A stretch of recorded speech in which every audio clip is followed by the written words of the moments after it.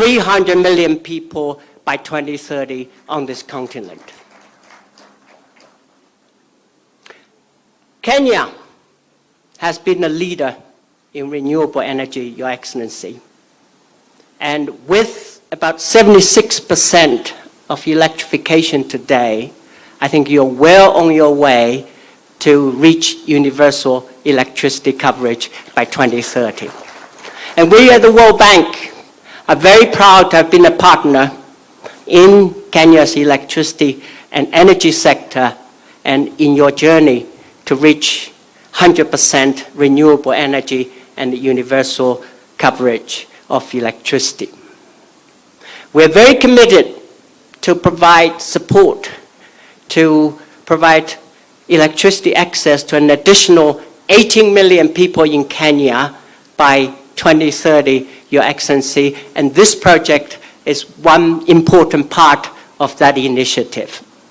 As you've been briefed, Your Excellency, Mr. President, that there are already close to 900 million people that already benefited from electricity from this project, and a total of between 1.2 to 1.3 million people will have access to electricity. In addition, this project will provide affordable and reliable electricity to many public facilities like schools, healthcare facilities, and other community facilities, as well as, I hope, to many, many businesses. Your Excellency, I believe that these electricity access will not only improve the lives of the 1.3 or so million people who will benefit directly, but I believe it will be an important catalyst to help the country to create more, better, and more inclusive jobs. I know a goal that you have in your mind every day, Mr. President. We are very committed to support you in this journey, and we're very proud to have been your long-term partner. Mr. President, ladies and gentlemen, you have our commitment to continue to support you in your journey to foster sustainable and inclusive and resilient growth, and to create more, better, and more inclusive jobs, and a bright future for all Kenyans. Thank you.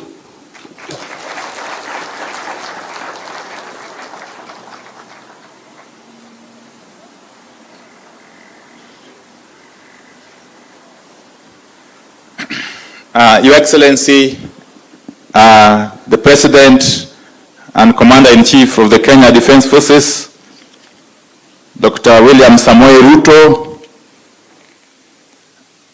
distinguished guests, ladies and gentlemen, hamjambo, hamjambo tena, muko sambamba. Aya, correct. Let me say this, Your Excellency, allow me to thank you most sincerely for accepting our invitation to grace this very important event. This event, Your Excellency, without a doubt, marks a major milestone in our energy transformation.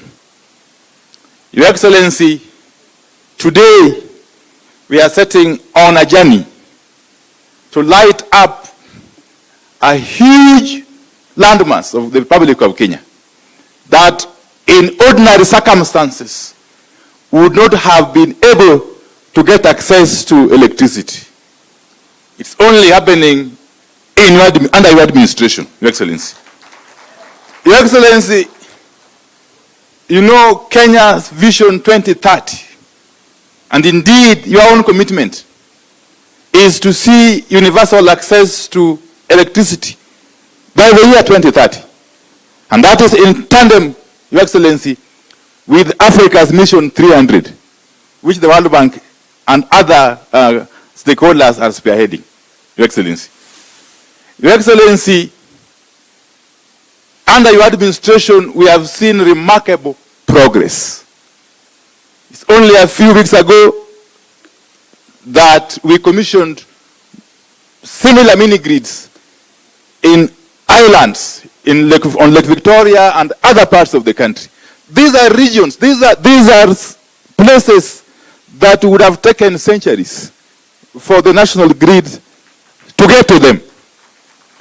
And Your Excellency, this is further testament to your commitment to develop the country equitably. Your Excellency, there are parts of this country that have been left behind for very many years. Very many years. Very many years. It is only under your administration that they are now in a position to feel as part and parcel of the great Republic of Kenya. So that is a wonderful achievement. That as you develop the country, you develop it holistically, as a whole, without leaving any section or part of the country behind. And therefore, Your Excellency, we are on a new pedestal. And as we embark on this journey, we only pray that God gives you good health and the courage to continue steering the ship of the country.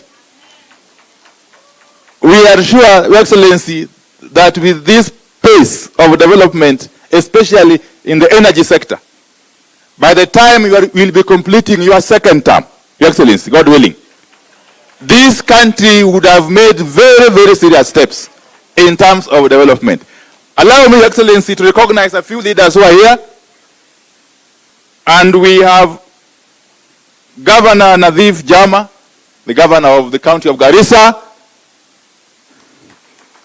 Governor Simon Kachapin, the governor of West Pokot. Governor Isa Timami of Lamu.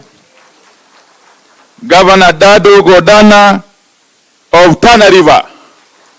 We have with us the chairman of the Committee on Energy in the National Assembly, the Honorable Engineer Vincent Kawaya, and a number of members of Parliament. If you may be upstanding, the honorable members of Parliament who are here. I may not mention you by name.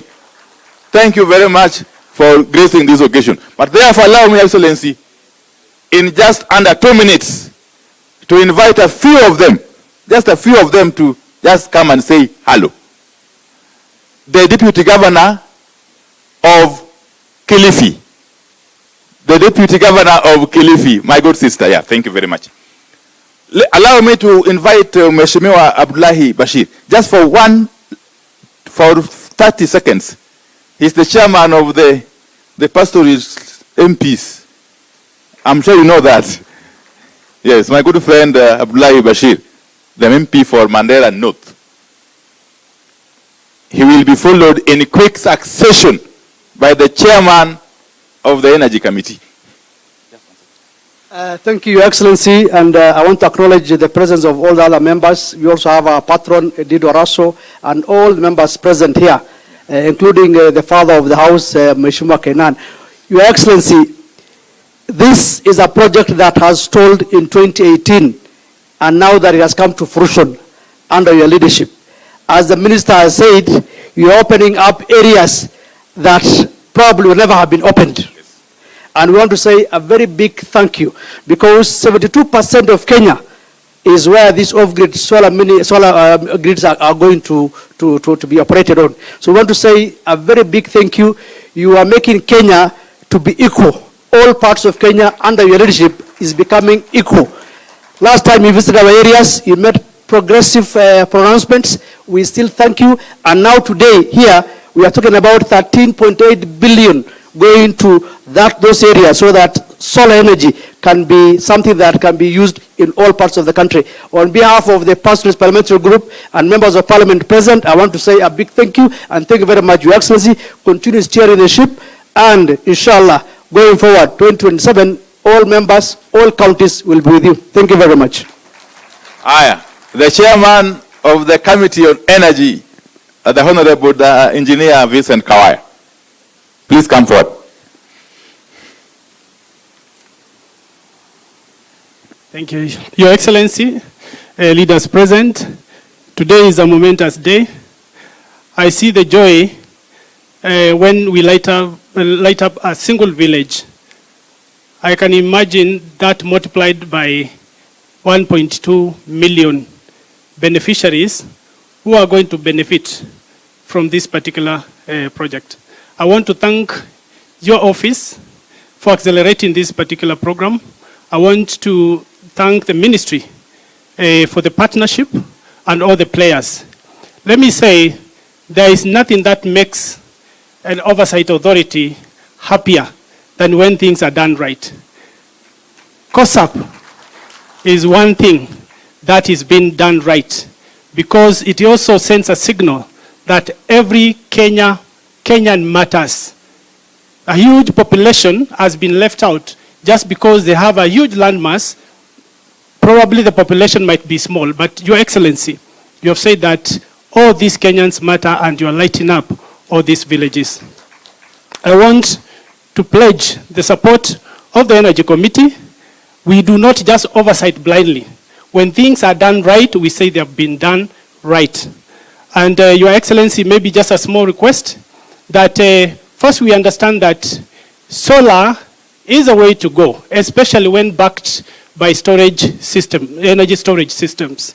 Because it happens conveniently that these areas covered by COSAP solar projects, they actually are naturally lit with enough solar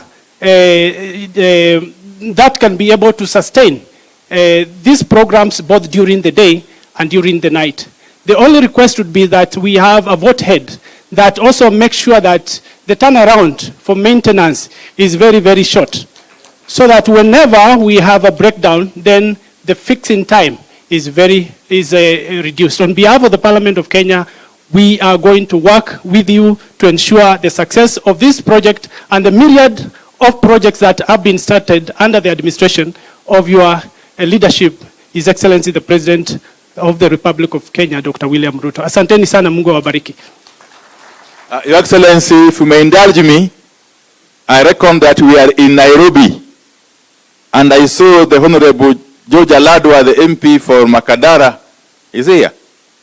Okay, who is also the chairman of Nairobi. Just 1 second, before I invite the governor. If I don't invite him, I'll be in trouble, Your Excellency.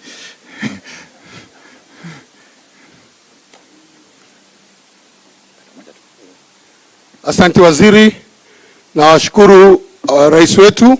Tuko pia na mbunge jirani wa hapa rais. Nitakuomba tu kwa dakika moja pia Mheshimiwa Luoch akuje. Mheshimiwa Luoch, wacha rais kuja kwanza, wacha kuja.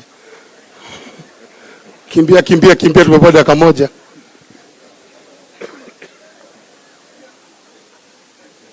You know, I have my chairman of the county directing me wachana na rais, which is a very difficult call to do.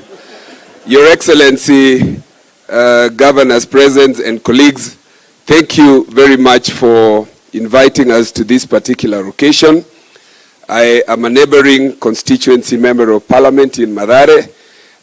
I send the apologies of Honorable TJ Kajwang, whose phone was still off, but he said, jirani yangu kama uko, kuja to represent where rais is. Your Excellency, you know, some years back at independence, a decision was made that let us develop some part of Kenya tutarudi kwa zingine. I think it was sessional paper number 10. If that thing was reversed and Nairobi was told ngoja, we would be in the capital city somewhere in northeastern Kenya. Now, so many years after, it is only possible that we touch northeastern through a principle in the constitution called affirmative action. I am very happy that this principle is something that His Excellency has embraced. If there is one reason why I am associated with the president, mimi mambo ya 2027 watatupanga na baba wakisema tutafuata. Watatupanga na wale watu wanasema AU sijui nini, wakitupanga na baba 2027 hiyo tutafuata. At the moment, on the question of affirmative action, I have found that the #1 ambassador whom if you speak to on this question will listen is the president. Ukiwacha hii mambo ya kawi, His Excellency the President applied affirmative action on infrastructure ya shule za Nairobi and gave us 58 million Kenya shillings per constituency. For this reason, Nairobi and my constituency, Mathare, should support the president on this agenda. I know Aladwa wants me to stop, but allow me to add this one question, Your Excellency. There are places in Nairobi that have been under darkness for the last 7 years. And I have engaged the president on this issue, and just this morning, he has directed the RAREC team and the PS to come up with a model that will ensure that this constituency and one of us, that is Kosovo in Mathare and Mukuru and the others, can have a model where they can be connected to last mile. That can only happen under the question and the principle of affirmative action. Thank you very much, Your Excellency, and we look forward to your coming to launch this plus housing in Mathare. Asante. Asante Mheshimiwa Oluoch, kwa niaba ya Nairobi, Mheshimiwa Rais, karibu. Leo sio siku yetu, leo ni siku ya kaunti zingine. Sisi tunawakaribisha, mjisikie mko huru.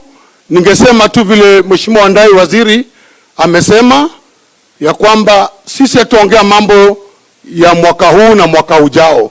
Rais 2027 tuliona wengine wakicheka wakisherekea, but mimi naweka hapa clear kama mwenyekiti wa ODM Nairobi, 2027 tuko nyuma yako.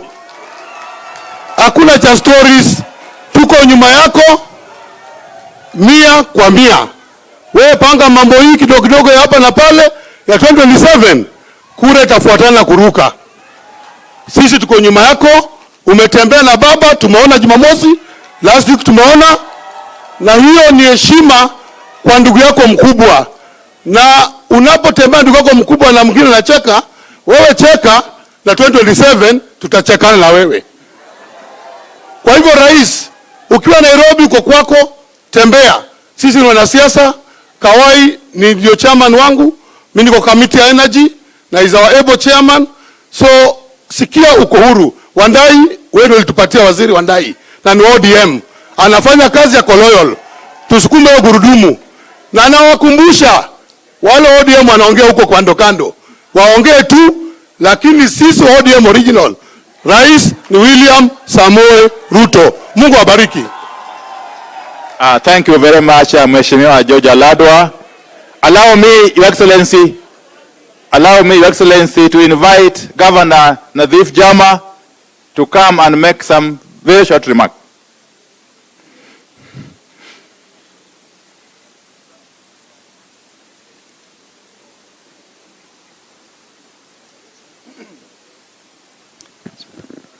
Your Excellency, the President of the Republic of Kenya, my colleagues, governors present, CSOs, PSS, MPs, and all protocol observed.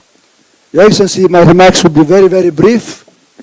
I want to make my remarks on behalf not only of the CAG, but also in particular on behalf of the many ASEAN countries represented here or who are the beneficiaries of this program in my capacity as the chair of the Council of Governors Committee of the ASEAN countries. And also, Your Excellency, I want to mention to you that of the many counties who are benefiting, all the 10 counties of the FCDC are also beneficiaries in this program. Your Excellency, without saying much, we want to say a very big thank you to you and to the World Bank, to the national government entities, RAREC, KPLC, and all those who undertook this program. No doubt this is a game changer in our countries, Your Excellency, and most of the beneficiaries, as I said, are our people in the ASEAN countries. We are extremely happy that this game-changing project will indeed serve our people. Your Excellency, the many remarks made here also reminded me of the great visit that you made to our region just about 2 weeks ago, where you also really opened up really a great projects and announced very, very interesting initiatives. We are saying that together with also this one here, you are indeed, if not, you have actually revised or completely did away with the sessional paper number 10, which deliberately marginalized our region for those many years. I think, without doubt, these kind of projects are the projects that no doubt will play a big role in the development of our region, and therefore, Your Excellency, mine is to say a big thank you on behalf of the counties, the 14 counties that are benefiting from this very, very important project. Asanteni sana. Thank you very much. Thank you very much, Governor Nadhif. Your Excellency, at this juncture, allow me to invite you to come and address your people. Let us be upstanding as we usher in His Excellency, the President, as he comes forward to launch this program. Thank you very much, Your Excellency. Asanteni sana. Good morning, everybody. Please take your seats. Asanteni sana.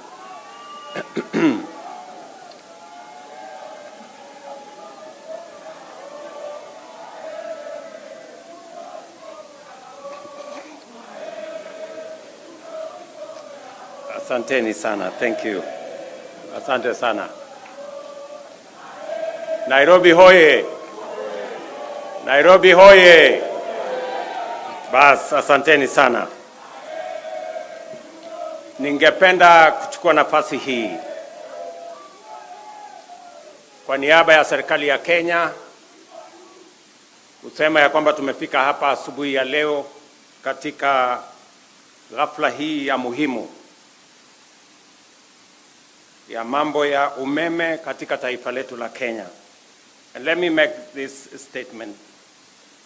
The World Bank Country Director, distinguished guests, ladies and gentlemen, it is a great pleasure for me to join you today for this milestone event, one that brings us a definitive step closer to fulfilling a fundamental promise to the people of Kenya, achieving universal health coverage by the year 2030. Today, we sign contracts worth 11.6 billion to extend electricity to communities that have remained on the fringes of development. As you're aware, 76% or thereabout is in the asal parts of our republic.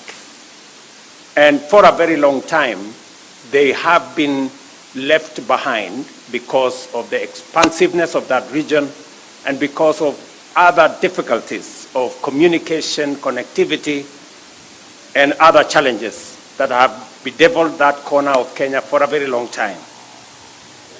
The government of Kenya designed this COSAP program as an affirmative action program to take care of the people of the 14 counties that forms the northern part of Kenya. The 14 contracts signed today will establish 113 mini-grids, bring electricity to counties of Turkana, Marsabit, Samburu, Isiolo, Mandera, Wajir, Garissa, Tana River, Lamu, Kilifi, Kwale, and Narok. This marks a significant step and expansion of Kenya's growing energy revolution. Additionally, 6 contracts will be signed to ensure that 343 public health facilities, schools, and administrative offices are connected to electricity through standalone solar systems at a cost of 438 million. A further 316 solar water pumps, 4 boreholes worth 1.6 billion are in the final stages of procurement, ensuring that electricity not only lights homes, but also powers essential services for communities across Kenya. Today's event is more than just a contract signing. It is a reaffirmation of our unwavering commitment to inclusive development. It sends a clear message that no Kenyan, regardless of location or background, will be left behind in our nation's march to progress. Our mission is to extend modern, reliable, and affordable electricity to every home, school, and business, from the most remote villages to the busiest urban centers. This is the foundation of our development agenda, firmly anchored on Vision 2030 and the bottom-up economic transformation agenda, ensuring that every citizen has access to opportunity, access to progress, and dignity. Kenya has made remarkable strides in electrification, increasing access from 29% in 2013 to 75% today, positioning us among the leading nations in sub-Saharan Africa. However, this progress has not been uniform. While electrification has advanced in urban centers and along major transport corridors, vast rural areas remain in darkness. For communities far from the national grid, solar power offers the most practical, cost-effective, and immediate solution. That is why the government of Kenya, in partnership with the World Bank, is implementing the Kenya Off-Grid Solar Access Project, commonly known as COSAP. This initiative is about more than just power. It is about transformation. With electricity in health facilities, vaccines and essential medicines will be safely stored, ensuring life-saving treatment reaches all that need it.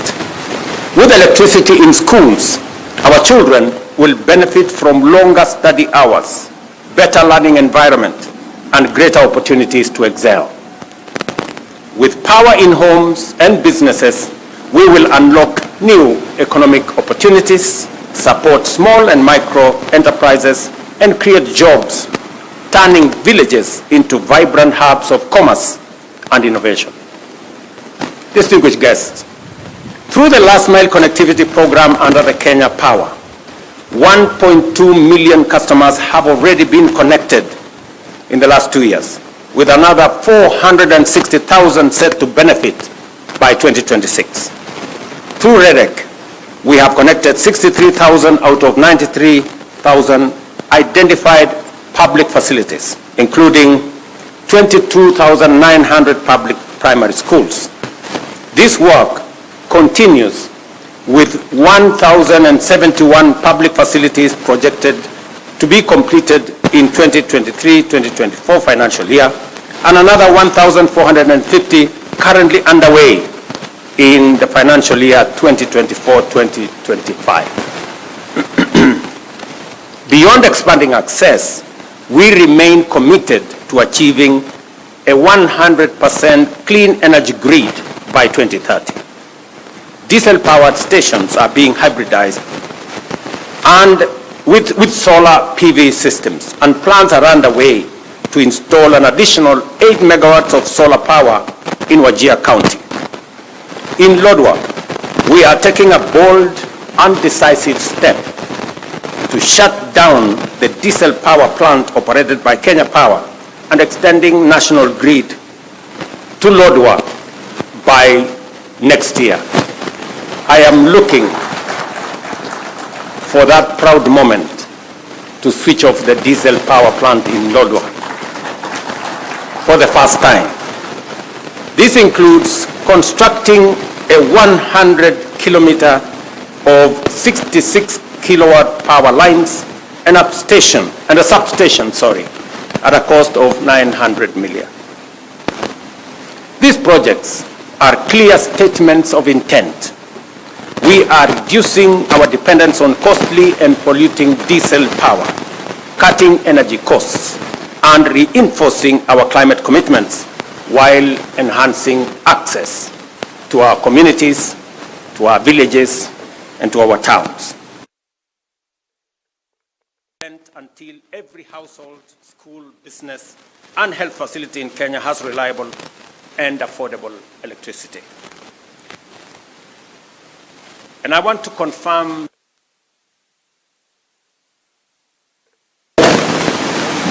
the last 7 years, we've had estates, or in fact, areas like Kosovo here in Hospital Ward, Mukuru kwa Njenga, Mukuru kwa Ruben, Mugumoini in Embakasi West, that have lived in darkness for the last 7 years.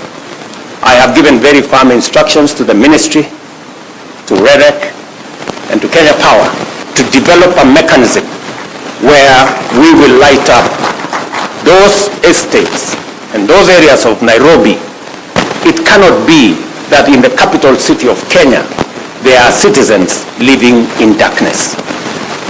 And the Departmental Committee of Energy at the National Assembly, as we engage with the supplementary budget, we must provide resources for that to happen so that we can light up those areas of Nairobi as we light up the bigger part of northern Kenya. And we are intentional, we are deliberate as we do this, because we must develop this country in a wholesome manner. Last week, or the week before, I was in northern Kenya, and I did announce a major road artery that will be constructed from Isiolo through Wajir all the way to Mandera. And many people assume or think it is a joke. Let me tell you, good people, you know, in this country sometimes we take matters of life and death as if it is a joke.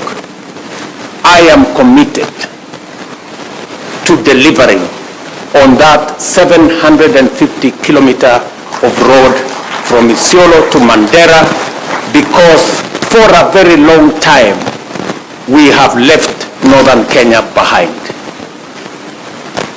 And it is a deliberate statement by the government of Kenya through this administration that no part of Kenya will be left behind. We did develop a transport corridor that connected Mombasa to Malaba, and that is why our development has concentrated on that transport corridor. It is time that we have a second transport corridor that goes all the way to Mandera. And I want to ask the people of Kenya, as we develop that transport corridor, there will be huge opportunities. Take time and sample those opportunities. Find your way and develop. As that piece of infrastructure is being developed, and I want to confirm here that there are already 7 contractors on the ground to make sure that that road is done. And we will continue in developing this country equitably. Every part of Kenya is as important as the other part of Kenya. It is also the same reason that the government of Kenya provided an extra 1 billion shillings for 1 billion shillings for especially informal settlements in Nairobi to develop schools. Because here in Nairobi we have had instances where we have many children who have no access to education because where they live there are no public schools. And we will continue to sample the opportunities, look out for the people who are vulnerable, look out for those who are left behind, and carry them along so that we can move together as a nation. So apart from the electrification program that we have all the other programs that are running.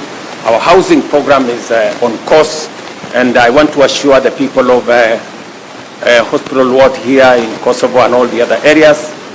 Your member of parliament has been on my case so many times, but I want to assure them and to assure your people, Mheshimiwa, that this morning there was an inspection by the leadership of the Kenya Police. We are going to provide land to develop our affordable housing program, so that the people who gave way on the Nairobi River can be given the first priority as we develop our affordable housing program. Shortly, maybe in the next coming weeks, I will be launching the program on the Nairobi River that will see the development of Nairobi River afresh, and that we will never again have a smelly river in the middle of Nairobi.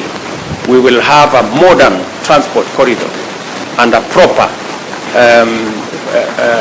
piece of infrastructure around the Nairobi River.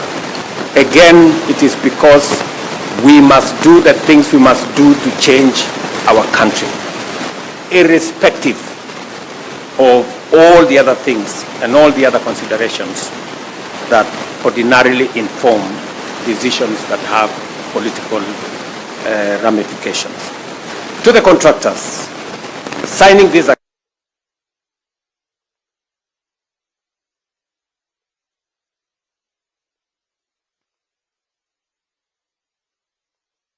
present here, members of parliament and community representatives, I ask for your support in ensuring this project succeed and deliver tangible benefits to the Kenyans that will benefit from these facilities. And you have my commitment, that of this administration, to work together in partnership with you to make sure that we reach out to what the World Bank director here has given us, that this project is going to reach to about 1.1 million people in northern Kenya, in the 14 counties in northern Kenya, including Narok. So as we build this synergy, I want to ask us, as the people of Kenya, to be united as we focus on the development of our country. Elections are a one-day affair. Development is an everyday affair. And we must focus our energy on making sure that we close ranks in matters to do with the progress of our nation. And we ensure that we leave no one behind, and we engage everyone along the way as we build a nation, as we work on our development, as we work on our progress, as we work on creating jobs and having a nation that we can all be proud of. So let me encourage all of us as we conclude this event that I am looking forward to working with all the leaders, especially on the subjects that are important to the development of our country and that affect the people of the Republic of Kenya, because that is our calling, that is our responsibility, that is our assignment. Thank you very much to all of you leaders who have come to this event and all the other stakeholders who have come to participate in this event. I look forward to working with you. Asanteni sana. Tafadhali tunaweza keti chini kidogo. So viongozi wa Nairobi wameniuliza ya kwamba kuna sehemu ziko na matatizo ya umeme, vile nimesema hapa. Tayari tushakubaliana mpango ambayo tutakuwa nayo. Watu wa REREC, watu wa Kenya Power chini ya uongozi wa wizara watapanga haya maneno, na tumeambia kamati ya bunge wakati tunatengeneza budget ya supplementary next week tuhakikishe ya kwamba kutakuwa na pesa ambayo itasaidia kuanzisha hiyo program. Tumekubaliana vile vile wakati tunatengeneza Kenya kwa ujumla. Kila sehemu ya Kenya ni ya muhimu. Leo tunazungumzia stima Northern Kenya, mahali kwa muda mrefu wamebaki nyuma na wamebaki kwa giza. Pia tunazungumzia wale wako katikati yetu hapa Nairobi. Kuna sehemu ya Nairobi pia vile kuna giza kule Northern Kenya, pia kuna giza hapa Nairobi katikati. Na tumesema pia hawa watu wa Nairobi wanaoishi hapa Kosovo, Mugumoine kule Embakasi West, wale wanaoishi Mukuru kwa Njenga, Mukuru kwa Ruben na sehemu zingine za Nairobi ambazo bado ziko na giza, pia tutawashughulikia ndio tuweze kuhamasisha Wakenya wote na tuweze kutembea kwa pamoja. Mimi vile vile nataka sote kama viongozi, wananchi, tuungane na tushirikiane katika harakati ya kusukuma mambo ya maendeleo. Hapa Nairobi, wananchi wengi, asilimia kubwa ya Nairobi wanaishi katika sehemu ambazo hazina barabara, haina maji, haina stima, na ndio sababu program yetu ya affordable housing tunaitumia kuisukuma, na mimi niko na imani ya kwamba kwa ushirika wa wananchi na viongozi wa hapa Nairobi na Kenya mzima tutaweza kutekeleza mpango huo kwa manufaa ya vijana wetu watakaopata ajira katika sehemu hizo, kwa faida ya wananchi ambao wanatafuta makao, na vile vile kuhakikisha kwamba tunaishi katika mazingira na mji ambao uko na mpango, uko na taratibu, na tunaendelea mbele sisi zote kwa pamoja. Asanteni sana, na mimi nawatakia heri. Asante. Tumpongeze rais kwa makofi tafadhali. Kwa hivyo naomba tafadhali wale ambao tunalete meza tulete kwa haraka ili tuweze kuwekwa kwa sahihi kwa kandarasi. Let's take our seats please. We'll now progress to the signing of the contracts, and at this point allow me to invite the CS, the PS, and the country director for World Bank to come and also be part of the witnesses. But we'll also invite Mr. George Ndwati Kibe together with Dr. Rose Mkalama to come and sign on the mini grids for lot 4 and lot 5 for Geo Solar Systems, starting with Geo Solar Systems. So kindly, if we can have Mr. George Ndwati Kibe to take his position, then we'll also have the contracts brought, kindly.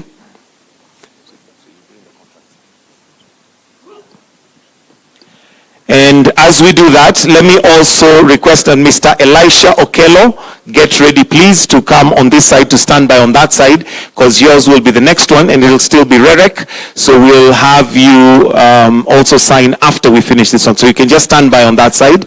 If we can kindly have the contract for Geo Solar Systems. This will be covering Marsabit County in Laisamis and North Hor. So this is a contract for Marsabit County, Laisamis and North Hor.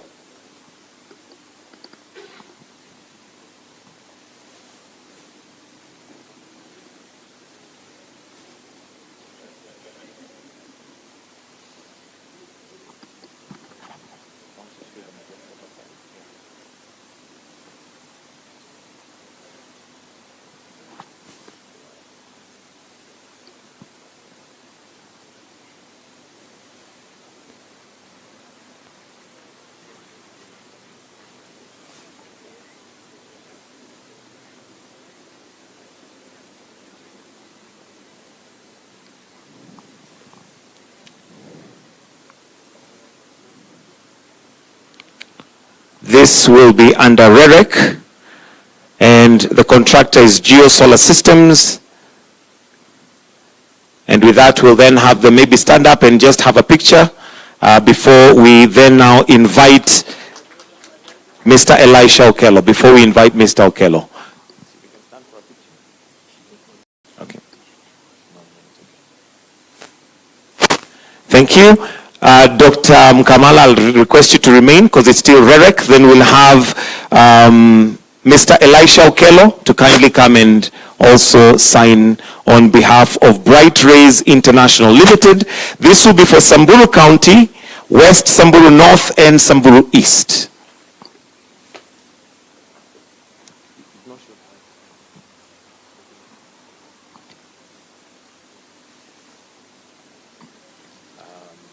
Let's have the next one here so that we're not...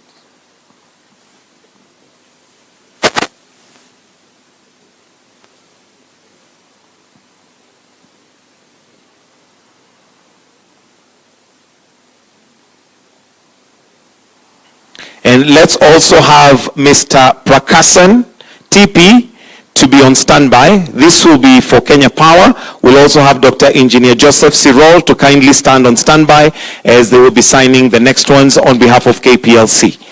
Thank you. So you may just stand.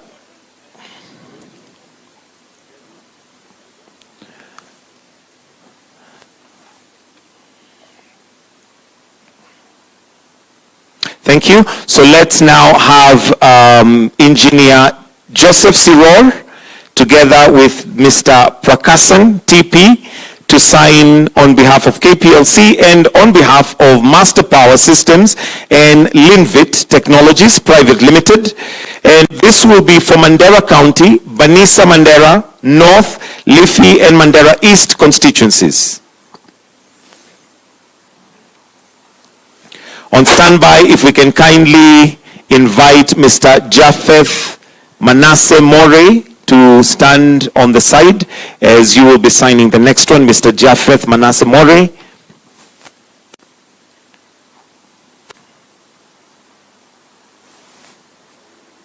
So the current contract is for Mandera County, Banisa Mandera, North, Liffey and Mandera East constituencies. And that's mini grid lot 1.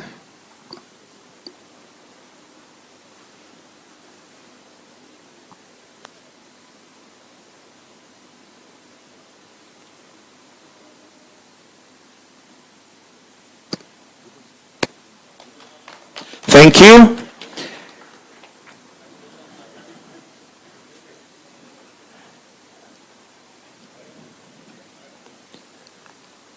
So thank you. Next, let's have Mr. Manasseh More together with Engineer Joseph Sirol.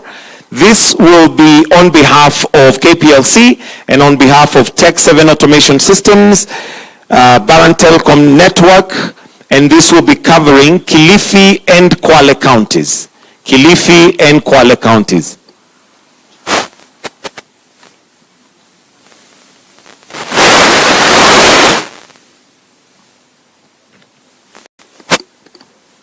And on standby, if we can have Anessa Osman, please. Anessa Osman to be on the side. You'll be signing next.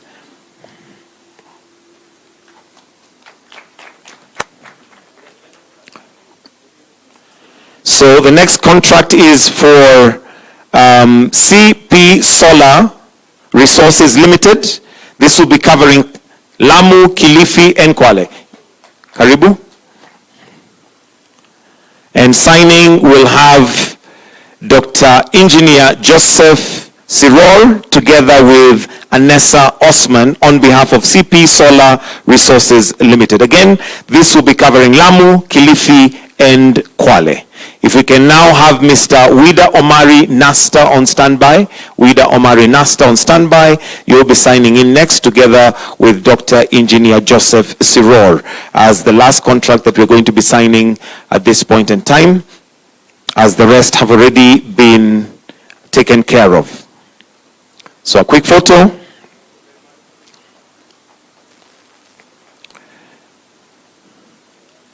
Thank you. Let's have Mr. Wida Omari Nasta to come on stage. And this is on behalf of Fast Conveyor Suppliers. This will be a standalone solar photovoltaic system, lot 5, which will cover Garissa, Tana River, and Narok counties. That's Garissa, Tana River, and Narok counties. Mr. Wida Omari Nasta is signing on behalf of Fast Conveyor Suppliers Limited.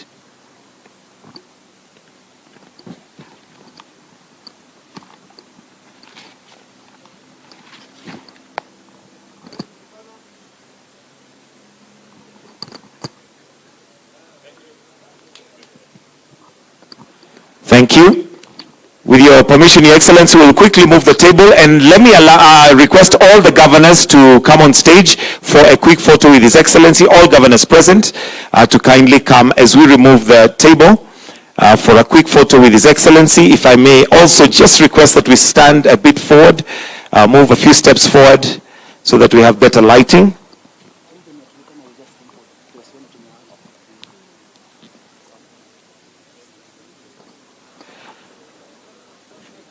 then let's have all the contractors who signed to kindly stand by so that we'll have a photo with them. Kindly, all contractors who signed, please let's stand on the right of the stage. All contractors who signed. All contractors, actually all contractors present. All contractors present, please come for a quick photo. And the last photo will be board and management of REREC and KPLC. So if board and management of REREC, if we can kindly please come and stand on the side, so that will be the next picture after the contractors. All contract, I think we're done with.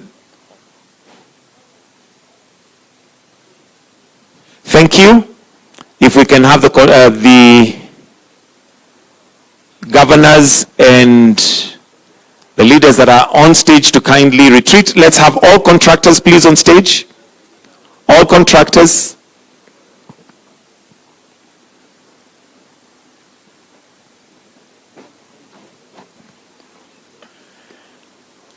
Board and management of REREC and KPLC, please stand on the right of the stage. Your photo will be the last photo as we wind up.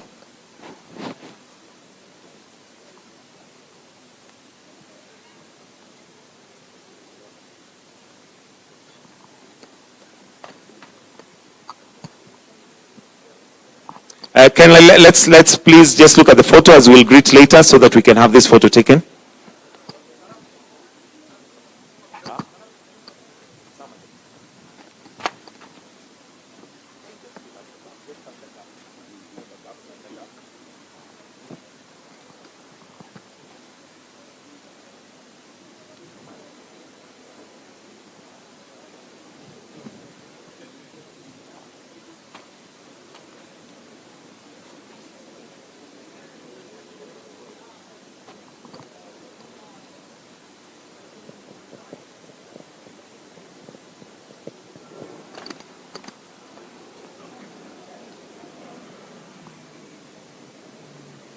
Thank you. If we can all exit to your right, to your left, please. To your left, let's have the board and management of REREC and KPLC as the last photo, please. And we take advantage of the bottom of the stage.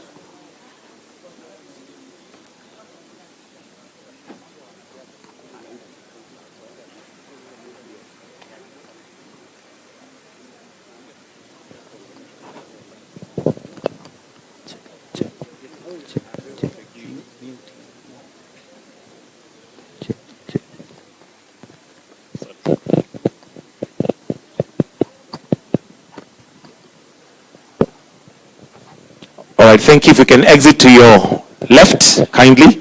Members of Parliament present, I am under duress to ensure that they get a photo. I had already arranged for those ones, but members of Parliament, karibuni.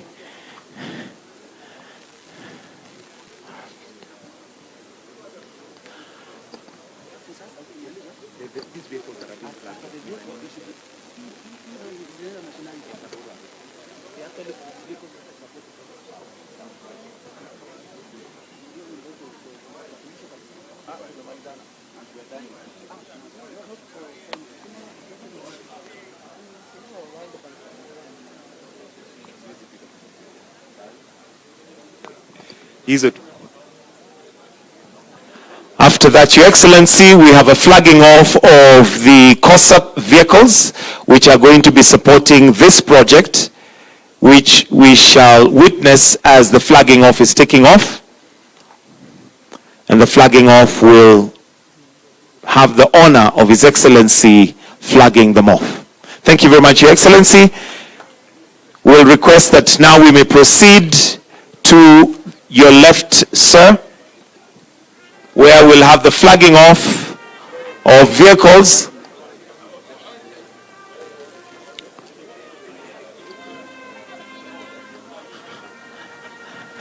COSAP vehicles to be flagged off.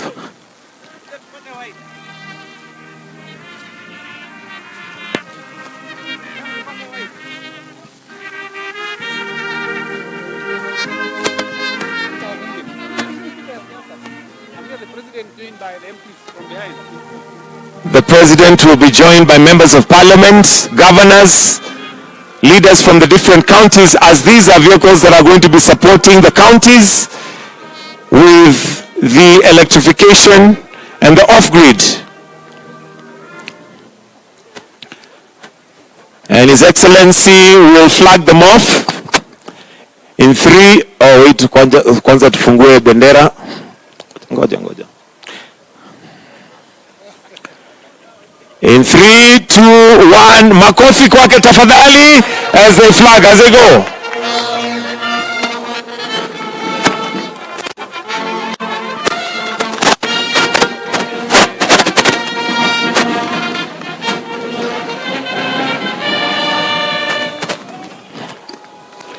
And now we have the vehicles that are going to be supporting Kawi Safi Mashinani, COSAP, Kenya Off-Grid Solar Access Project, wakisema ya kwamba ni Kawi Safi Mashinani.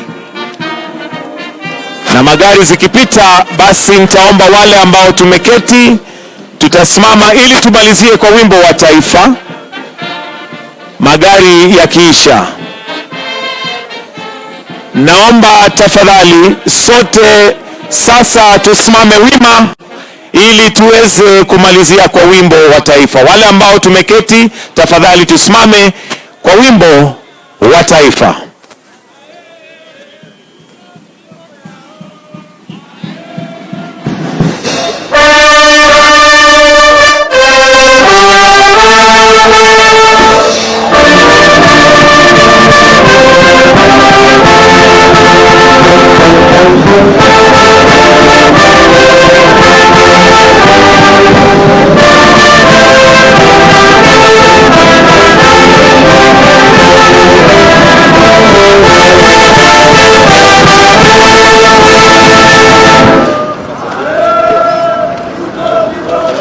Sasa tumefika mwisho wa hafla hii. Naomba tafadhali tubaki mahali tulipo, tumruhusu rais aweze